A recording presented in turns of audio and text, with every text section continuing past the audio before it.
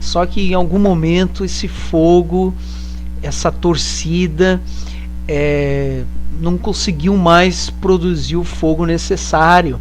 Houve um problema, houve um acidente, houve alguma coisa que interrompeu esse processo, e você está numa situação onde você precisa de ajuda, você precisa que alguém traga uma palavra para você, que alguém estenda a mão para você, só que a multidão ao seu redor vira o rosto, não olha para você, não quer saber do seu problema, não quer saber de te ajudar. Daí você se sente assim, né? Uma torcida, uma cana quebrada, uma torcida que se apagou, mas que quer ser acendida novamente, que quer ser ajudado, né? Mas às vezes para algumas empresas, para algumas pessoas, é melhor você substituir do que você remediar, você arrumar, né? Você tentar consertar. Isso me faz abrir um parênteses aqui, e eu me lembro de uma palavra que fala lá no Velho Testamento, agora eu não tenho preciso o texto, que fala de um certo rei que ameaçou um rei de Israel, quer dizer, um rei inimigo que ameaçou o povo de Israel, e durante essas ameaças ele tenta fazer um acordo e tudo mais, e uma de suas palavras para que ele possa fazer um acordo, uma aliança, seria vazar o olho direito dos soldados inimigos, né, do povo de Deus. Por que ele queria isso? Ele queria ver os soldados de Deus feridos, impossibilitados de usar um arco, usar uma flecha, de poder ir para a guerra e cuidar daquilo que é seu, cuidar do seu povo, proteger a sua nação. Então, para ele, soldados feridos seriam não teriam mais a sua eficácia, não trariam mais medo para ele, resistência para o seu exército. Então ele fez essa proposta, e daí me faz entender uma coisa interessante. Você sabe que numa guerra, quando um soldado ele é ferido, ele envolve pelo menos mais 4 ou 5 soldados do seu exército para lhe ajudar. Então, quando um soldado ele é ferido no exército, ele vai envolver mais pessoas para lhe socorrer.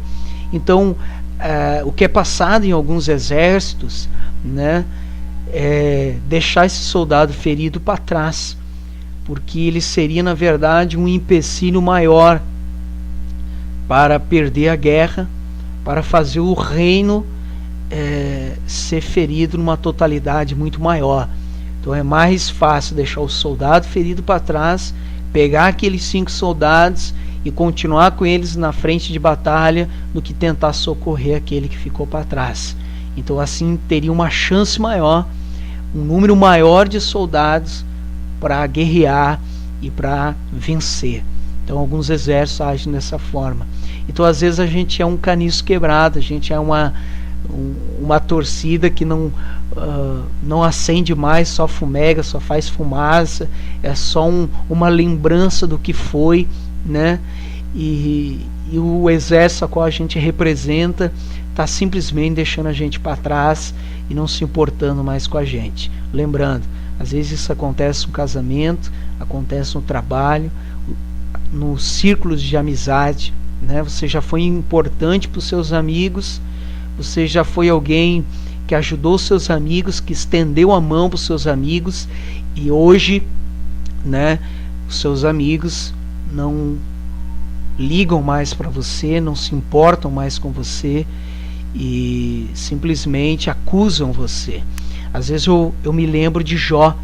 Jó, ele errou, e o erro dele foi ter medo, e por ele ter medo, Satanás veio e praticamente desmantelou, né, a vida dele, fazendo ele perder os filhos, perder a riqueza, ficar doente e tudo mais. E os amigos de Jó vieram, e os amigos, muitos deles, em vez de estender a mão e ajudar, ainda acusaram Jó de pecado. Você tem um pecado escondido. E o maior erro dentro da igreja hoje é quando um dos crentes passa por um problema, se torna um caniço quebrado, olhar para esse crente e dizer: ele deve ter algum pecado, ele deve ter alguma coisa escondida. E muitas vezes o que esse crente precisa é de carinho, de amor e de atenção, que alguém estenda a mão para ele e lhe ajude. Muitas vezes não é pecado, é Satanás que de alguma forma o derrubou, um deslize, e quem não é humano que um dia deslizou, num momento errou, num momento tropeçou, né? E nesse momento que a gente precisa que alguém cure as nossas feridas e nos ajude, né? Mas a primeira coisa que muitos crentes fazem da igreja é acusar: não, deve estar em pecado. E muitas vezes a pessoa não está em pecado, o que a pessoa precisa realmente de ajuda.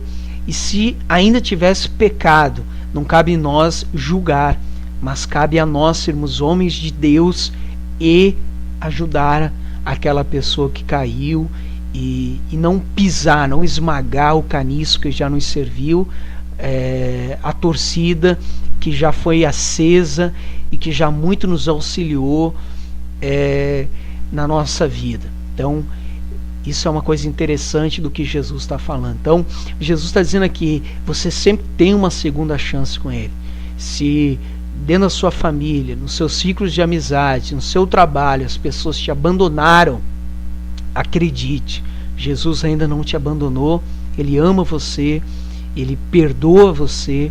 E por mais que você tenha quebrado, você tenha caído, porque realmente você cometeu algum pecado, confesse a Jesus, Ele vai te perdoar, Ele vai te restaurar, Ele vai fazer você voltar a fumegar, ou melhor, você ser ainda aquilo que você foi, que você sempre fez, e ainda ser algo muito maior para Ele e na vida de outras pessoas. Então, não olhe para as pessoas que te abandonaram, não preste atenção às injustiças que fizeram contra você, porque a Bíblia diz que tudo que o homem fizer, tudo que o homem semear, ele vai colher.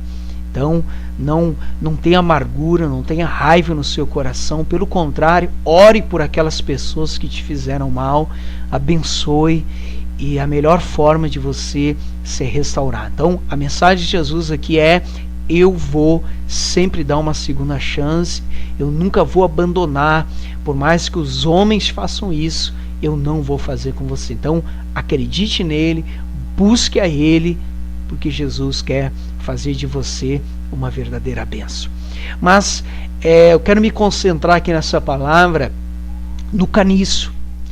O caniço, então, essa cana que a Bíblia está falando aqui, podemos chamá-la de bambu, né? Acho que todo mundo conhece aí o bambu, né?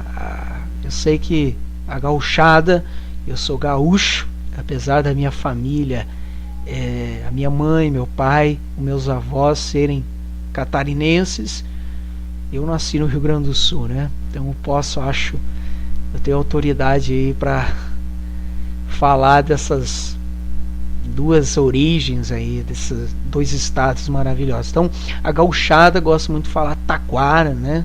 Não tem muito costume de falar bambu, mas até que existem várias espécies de taquara e tal, até chegar no bambu.